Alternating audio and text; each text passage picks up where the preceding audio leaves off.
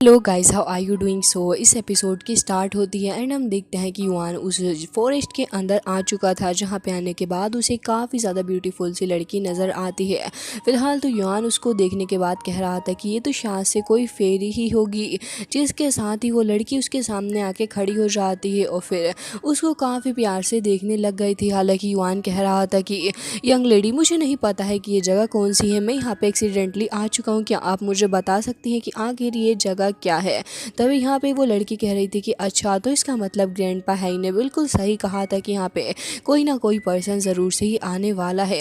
हालांकि कहते हुए वो तुरंत ही उस जगह से निकल के जा रही होती है। तो फिर यहाँ पे वो ये भी कहती है कि टुनटुन मेरे पीछे आ जाओ। तो फिर यहाँ पे युआन कह रहा था कि टुनटुन कौन है। तो इतनी ही देर में यहाँ पे उसके पीछे एक छोटा सा बेबी फोक्स आ गया था, जो कि फिलहाल उस लड़की के पीछे पीछे जा रहा होता है, जिसके साथ ही युआन अब उसको पेट करने की कोशिश कर रहा था। लेकिन उसे तो काफ़ी ज़्यादा गुस्सा आ जाता है, जिसके चलते वो सिर्फ एक नन्हे से अटैक से पूरे के पूरे स्टोन को डिस्ट्रॉय कर डालता है। ये देख के युआन कह रहा था कि ये तो बहुत ही ज़्यादा स्ट्रांग निकला। हालांकि टुनटुन वहाँ से तुरंत ही निकल गया था, जिसके साथ ही यहाँ पे युआन को ख्याल आता है कि क्यों ना इस लड़की को ही फॉलो करा जाए। तो फिर वो उसके पीछे पीछे चला जाता है एंड कह रहा था कि मेरी बात तो सुनिए सिस्टर, मुझे भी आपके पीछे आना है। एंड हम देखते हैं कि वो दोनों एक अजीब सी जगह पे आ चुके थे, जहाँ पे वो लड़की आने के बाद कहती है ग्रैंडपा, ये लड़का आ चुका है जिसके बारे में शायद से आप बात कर रहे थे। वो टुनटुन को इशारा करती है नहाने के लिए। तो फिर वो भी टब के अंदर जाके बात लेने लग गया था। हालांकि इसी के साथ ग्रैंडपा हैई कह रहे होते हैं कि वैसे ज़्यादा वक्त नहीं बचा है, जिसके साथ ही जैसे युआन आगे बढ़ रहा था तो फिर वो अपनी सिर्फ आंखों के देखने भर से उसको प्रेशर से रोक डालते हैं। कह रहे थे कि अच्छा, तो इसका मतलब तुम ही वो पर्सन हो जो होली ड्रैगन के लक के साथ में बॉर्न हुआ है। अब युआन उनकी बात सुन के हैरान था कि आखिर इनको कैसे पता है ये सारी बात, जिसके साथ ही वो ये भी कह रहे थे कि मुझे बहुत अच्छे से पता है तुम्हारी डेस्टिनी के बारे में, इवन मुझे उस ड्रैगन प्रिजन के बारे में भी पता है, साथ ही मैं ये भी जानता हूँ कि तुम्हारी हालत बहुत ही ज़्यादा ख़राब है। तब युआन कह रहा था कि इन्होंने सिर्फ एक बार देखते ही मेरी सारी प्रॉब्लम्स को जान लिया, इंडीड ये काफ़ी ज़्यादा पावरफुल होंगे।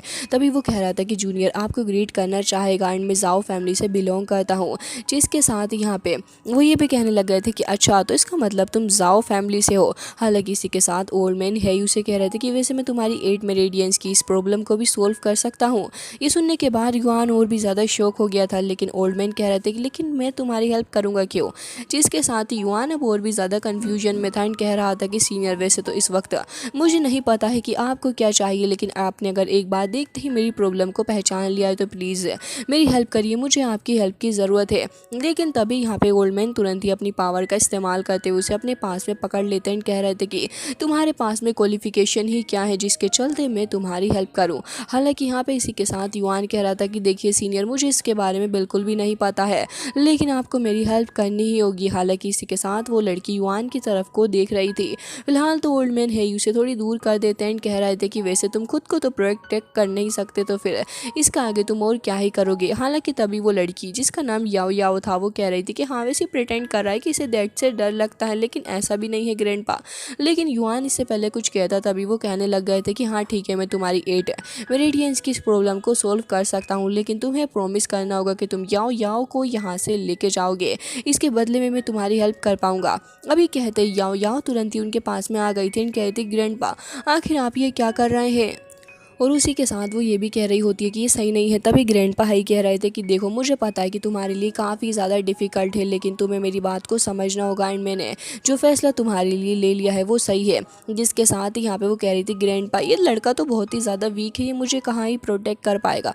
तभी वो कह रहे थे कि हाँ तुमने सही कहा, इस लड़के को देखने के बाद यही लगता है, लेकिन फ्यूचर में क्या होगा वो भला किसी को ही पता है। जिसके साथ ही वो ये कह रही थी कि ग्रैंडपा, तो क्या मैं फ्यूचर में आपको देख भी पाऊंगी या फिर नहीं।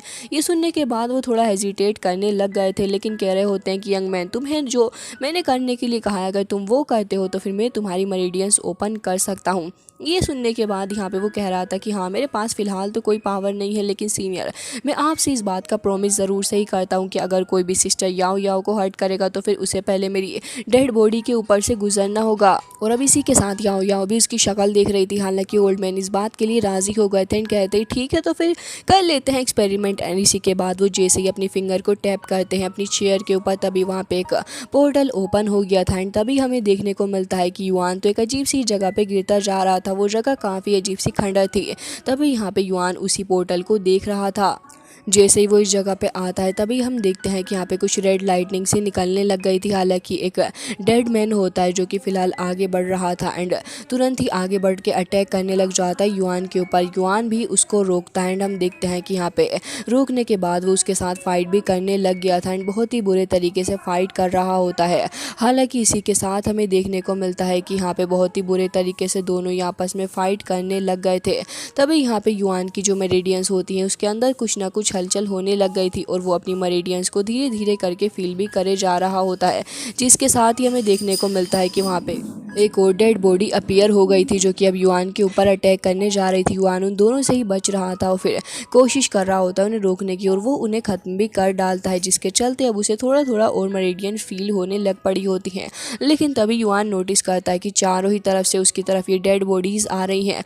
युआन अब एक एक करके उन्हें ख़त्म करे जा रहा होता है, लेकिन वो तो ख़त्म होने का नाम नहीं ले रही थी बल्कि एक के बाद एक आती ही जा रही होती है। युआन अब भागते भागते उस पोर्टल की तरफ ही जा रहा था क्योंकि उसे पता था कि इस जगह से निकलने का बस एक ही तरीका है कि पोर्टल की तरफ जाया जाए। लेकिन तभी सरप्राइजिंगली पोर्टल के पास से भी एक और डेड बॉडी अपीयर होती है। युआन तो अब काफ़ी ज़्यादा परेशान हो चला था, लेकिन तुरंत ही काफ़ी स्पीड के साथ में आगे बढ़ता है। हम देखते हैं कि जो ही डेड बॉडी उसके सामने आ रही थी वो तुरंत ही उसे मारता जा रहा होता है। फिर काफ़ी स्पीड के साथ में आने की कोशिश कर रहा था, लेकिन डेड बॉडी ने उसे नीचे की तरफ को गिरा दिया था। इवन युआन को कुछ भी नहीं समझ आ रहा था कि अब वो क्या करे, क्योंकि उसके पास में इस जगह से निकलने के लिए ज़्यादा टाइम नहीं बचा है। लेकिन ये डेड बॉडीज़ तो ख़त्म होने का नाम नहीं ले रही हैं, बल्कि एक के बाद एक आती ही जा रही हैं ये तो, जिसके साथ ही अब युआन अपनी पूरी कोशिश कर रहा होता है कि वो कैसे तो करके इन डेड बॉडीज़ के साथ में डील कर सके। लेकिन ये डेड बॉडीज़ अपने आप में बहुत ही ज़्यादा स्ट्रॉन्ग थी। हालांकि युआन वहाँ पे खड़ा हो गया था एंड वो नोटिस करता है कि यहाँ पे तो काफ़ी ज़्यादा स्ट्रॉन्ग लाइट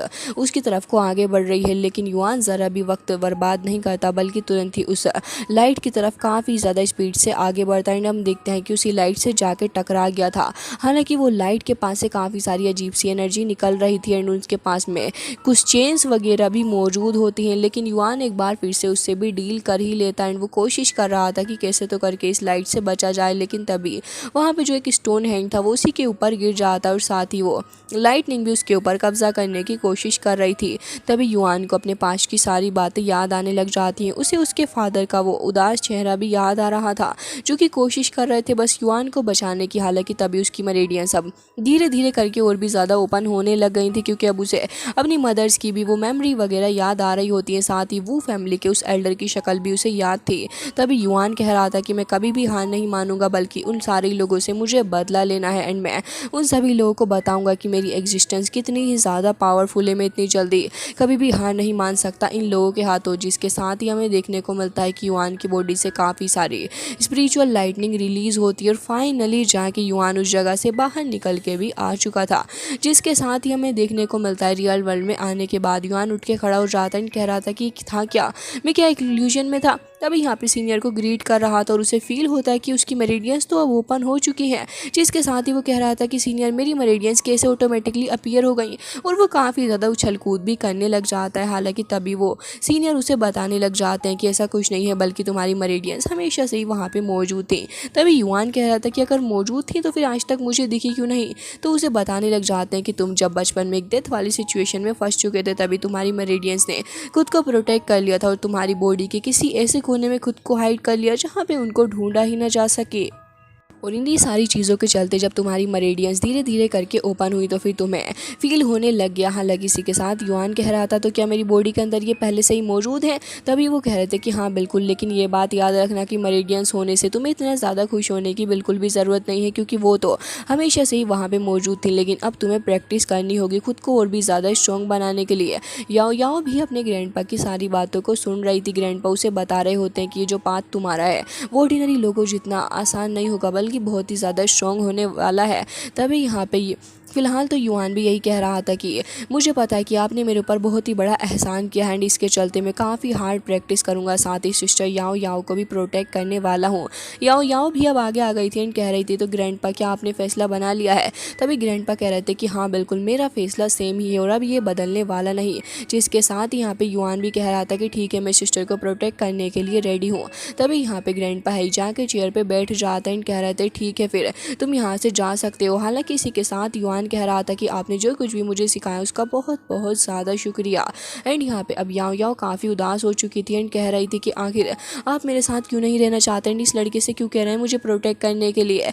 तभी वो कहने लग जाते हैं कि मैं तुम्हें क्या ही समझाऊं। लेकिन इतनी देर में हम देखते हैं कि यहाँ पे तुरंत ही युआन उनके कदमों में गिर गया था एंड कह रहा था कि आपका बहुत ही ज़्यादा शुक्रिया, मैं आपको रिस्पेक्ट पे करने के लिए समझ नहीं आ रहा है कि क्या करूं। लेकिन तभी यहाँ पे ग्रैंडपा ही कह रहे थे तुम वाकई में बहुत ही ज़्यादा चालाक हो लड़के, मुझे पता है कि ये जो तुमने मुझसे प्रॉमिस किया है तुम इसे पूरे तरीके से ही करोगे एंड मुझे उम्मीद है कि आगे भी तुम याओ याओ को अच्छे से प्रोटेक्ट कर पाओगे। जिसके साथ यहाँ पे वो उसे हवा में उछाले रखते हैं। हालांकि यहाँ पे वो उनकी शक्ल को देख रहा था तो ग्रैंडपा कह रहे थे कि देखो तुम्हारी मेरिडियंस के अंदर मैंने और भी पावरफुल चीज़ें डाल दी एंड साथ ही मुझे पता है कि ये स्क्रिप्चर्स भी तुम्हारे काफ़ी काम आएंगे, तो मैं इससे भी तुम्हारी हेल्प करना चाहता हूँ। युआन तो और भी ज़्यादा लकी हो गया था एंड कह रहा था कि वाह क्या बात है, आज तो मज़ा ही आ गया। इसी के साथ वो कह रहा था कि वैसे ही टेक्स्ट मैंने पहले भी देखे थे एंड मुझे इस बात को ही चूज़ करना है क्योंकि मुझे लगता है कि मैं इसी से बिलोंग करता हूँ। तभी ग्रैंडपा ही कह रहे थे कि हाँ बिल्कुल तुम्हारी सोल एनर्जी काफ़ी ज़्यादा एंड मैं तुम्हारी सोल को देख पा रहा हूँ। जिसके साथ ही हम देखते हैं कि वो एक काफ़ी ज़्यादा स्ट्रॉन्ग अटैक करते हैं। यहाँ पे युआन की बॉडी तो उसकी रियल सोल से अलग हो चुकी थी एंड हम देखते हैं कि ये फील करने के बाद वो समझ चुका था कि ग्रैंडपा बहुत ही ज़्यादा स्ट्रॉन्ग है। साथ ही वो उसे एक ब्रश भी दे देते हैं एंड कह रहे थे कि ये लो, ये एक बहुत ही ज़्यादा पावरफुल ब्रश है जो कि तुम्हारे काम में आने वाला है। इसका नाम तियान युआन ब्रश है एंड ये एक काफ़ी ज़्यादा स्ट्रॉन्ग वेपन है, एक सेंध का वेपन है ये। तभी वो उसे आगे के बारे में बताने लग गए थे एंड कह रहे थे कि वैसे इसके 4 लेवल होते हैं अपनी असली लिमिट को रीच करने के लिए एंड उम्मीद है कि तुम ऐसा कर पाओगे। तभी वो कह रहा था कि हाँ बिल्कुल मैं पूरी कोशिश करूँगा एंड वो उसे बताने लग गए थे कि वैसे तुम्हें पता है इसके ऊपर जो पैटर्न बना हुआ है वो भी काफ़ी ज़्यादा खास तरीके का सोल बीस्ट का पैटर्न है एंड अगर तुम इसे कंबाइन करके इल्यूजन भी बना सकते हो। साथ ही और भी काफ़ी सारी खासियतें जो कि तुम्हें खुद ही डिस्कवर करनी होंगी। तभी युआन एक बार फिर से उनका शुक्रिया अदा करने लग गया था। हालांकि ग्रैंडपा ही तुरंत ही खड़े हो जाते हैं एंड कह रहे थे कि उम्मीद है कि फ्यूचर के अंदर जैसा मैंने एक्सपेक्ट किया है कि तुम स्ट्रॉन्ग बनोगे, तुम ज़रूर से ही ऐसा कर पाओगे। साथ ही वो अपनी ग्रैंड डॉटर से कह रहे थे कि देखो याओ याओ, अभी तुम्हें मुझसे कोई भी क्वेश्चन नहीं पूछना है क्योंकि मुझे पता है कि तुम्हारे दिल में काफ़ी ज़्यादा सवाल चल रहे हैं, लेकिन अभी ये सही वक्त नहीं। और फिर तुरंत ही उसको एक जेड पेंडेंट भी दे देते हैं। उसे बताने लग पड़े होते हैं कि देखो ये जो जेड पेंडेंट है ना, जैसे ये ब्लो ऑन अप करने लगे तुम समझ जाना कि कोई खतरा है, बहुत ही ज़्यादा अवेयर रहना होगा तुम्हें। साथ ही वो यहाँ पे कह रहे थे कि देखो युआन बहुत ही अच्छे से इसको प्रोटेक्ट करना, मैं तुम्हारे ऊपर ट्रस्ट कर रहा हूँ। जिसके साथ ही वो उसके माथे पे लगी हुई एक सील के बारे में भी बताने लग गए थे। तो यहाँ पे युआन कह रहा था कि वैसे मैं इतना ज़्यादा क्वालिफाइड भले ही ना हूँ लेकिन मैं इस चीज़ को पूरा करने की कोशिश करूँगा। साथ ही हम देखते हैं कि ग्रैंडपा है तुरंत ही अपने हाथ के ऊपर काफ़ी सारी स्पिरिचुअल पावर को जनरेट करने लग जाते हैं, जिसके चलते यहाँ पे काफ़ी सारा पावरफुल एक टेलीपोर्टेशन एरे बनने वाला था। हालांकि याओ याओ बहुत ही ज़्यादा उदास होती है, कह रही थी कि कम से कम इतना तो बता दीजिए कि फ्यूचर में मिलेंगे या फिर नहीं। तभी ग्रैंडपा ने उसकी तरफ से मुंह हटा लिया था, मतलब कि उन्हें खुद भी इसका आंसर नहीं पता है। हालांकि इसी के साथ यहाँ पे युआन तुरंत ही यहाँ पे सीनियर से इजाज़त लेता है, कह रहा था कि आपका बहुत बहुत शुक्रिया मेरे ऊपर इतना एहसान करने के लिए। तभी ग्रैंडपा तुरंत ही उनको वहाँ से गायब कर देते हैं। हालांकि इसी के साथ हम देखते हैं कि जैसे युआन वहाँ से चला जाता है कुछ ही सेकंड्स बाद वहाँ का सारा वेदर तब्दील होने लग गया था। और इसी के साथ ग्रैंडपा कहने लग गए थे कि वैसे काफ़ी वक्त हो चुका है मुझे प्रैक्टिस करे हुए, तो फिर अब मैं ढंग से प्रैक्टिस करूँगा, मतलब कि फ़ाइट करूँगा। लेकिन तभी स्काई के अंदर से काफ़ी सारी लाइटनिंग निकलती है और हमें देखने को मिलता है कि यहाँ पे कुछ काफ़ी पावरफुल पर्सन आए हुए थे, जिनमें से एक कहता है कि तुम्हें हमारे हवाले वो पर्सन करना ही होगा, चलो जल्दी से उसे हमारे हवाले कर दो। लेकिन ग्रैंडपा कह रहे थे कि अच्छा हुआ कि आज तुम मेरे सामने अपीयर हो ही गए हो, क्योंकि वो पर्सन जिसे तुम ढूंढ रहे हो वो तो नहीं मिलने वाला। जिसके साथ ही वो तुरंत ही अपनी पावर को रिलीज़ करते हैं और क्या है स्ट्रॉन्ग हो रहा था कि धरती के पार से निकल जाता है। जिसके साथ ही ग्रैंडपा की बॉडी हमें दिखाई जाती है, जिसके ऊपर ढेर सारे स्क्रिप्चर्स अपीयर हो गए थे, मतलब कि ग्रैंडपा वाकई में काफ़ी स्ट्रॉन्ग शख्सियत है। और इसी के साथ हमें देखने को मिलता है कि यहाँ पे ग्रैंडपा एंड उस आगे वाले बंदे के बीच में फाइट स्टार्ट हो चुकी थी। इवन एक और बंदा आ जाता है, ग्रैंडपा अकेले उन दोनों से डील कर रहे थे और बहुत ही शानदार तरीके से फाइट कर रहे थे। इवन टेलीपोर्टेशन एरिया के थ्रू होते हुए वहाँ से ब्रह्मांड की ओर ही निकल जाते हैं। हम देखते हैं कि यहाँ पे आके क्या ही शानदार तरीके से वो फाइट करने लग गए थे। बहुत ही ज़्यादा आइकॉनिक सीन ये दिखाए जाते हैं फाइटिंग के, जहाँ पे ग्रैंडपा अकेले इन सब के ऊपर हावी पड़ रहे थे, बल्कि बहुत बुरे तरीके से इन्हें कूट रहे होते हैं। इवन यहाँ पे एक फॉर्मेशन भी बना लेते हैं। इवन इनकी जान ही निकलने वाली थी, लेकिन ग्रैंडपा तो वाकई में सब पे भारी हैं, जिसके साथ ही हमें देखने को मिलता है कि वो घोस्ट जैसा दिखने वाला बंदा वो भी अपनी काफ़ी सारी पावर को समन कर लेता है, क्योंकि ग्रैंडपा के साथ में डील करना और भी ज़्यादा मुश्किल जो होता जा रहा है इन लोगों के लिए। अभी वो थोड़े और भी ज़्यादा अवेयर हो गए थे एंड उसके बाद तुरंत ही आगे बढ़ते उस पावर से टकरा गए थे एंड आगे बढ़ते जा रहे होते हैं। हालांकि इसी के साथ हमें इस पावर थोड़ी बहुत झलक दिखाई जाती है, जिससे साफ नज़र आ रहा था कि ओपोनेंट्स भी कुछ कम नहीं है, बल्कि काफ़ी ज़्यादा स्ट्रॉन्ग एंड वो डोमिनेट करने की कोशिश कर रहे होते हैं, तीनों के तीनों ही मिलके। हालांकि इसी के साथ हमें ये भी देखने को मिलता है कि ग्रैंडपा अकेले इन सब के ऊपर हावी हो रहे हैं, बल्कि अपनी काफ़ी सारी पावर को रिलीज़ करते जा रहे हैं इन तीनों के ही ऊपर। एंड तभी वो एक टेलीपोर्टेशन एरे को भी समन कर लेते हैं, जिसकी पावर के थ्रू काफ़ी सारी इमेंस अमाउंट के अंदर दोनों के अंदर ही टकरार हो जाती। इवन एक पूरा का पूरा ग्रे ही वहाँ पे बर्बाद हो चुका था, जिसके साथ ये सीन कट हो जाता है। हमें देखने को मिलता है याओ याओ, जो कि फिलहाल युआन के साथ में थी एंड कह रही थी कि मुझे ग्रैंडपा के पास में वापस जाना होगा, न जाने वो कैसे होंगे, एनिमीज़ ने कहीं उनके ऊपर हमला ना कर दिया और मुझे रिवेंज लेने में उनकी मदद करनी है। तभी युआन कह रहा था कि ऐसा क्या हो गया तुम्हारे साथ में, तो वो कह रही थी कि ये चीज़ तो मैं तुम्हें बाद में बताऊंगी, लेकिन फ़िलहाल मुझे अपने ग्रैंडपा की काफ़ी ज़्यादा फिक्र हो रही है कि कहीं किसी ने उन्हें हार्म ना कर दिया हो। तभी युआन के फादर की आवाज़ सुनने को मिलती है, जो कि कह रहे थे कि युआन तुम वापस आ चुके हो। होगा इसका नेक्स्ट पार्ट भी आपको काफ़ी जल्दी देखने के लिए मिलने वाला है, तो प्लीज़ चैनल को सब्सक्राइब ज़रूर से ही कर लीजिएगा।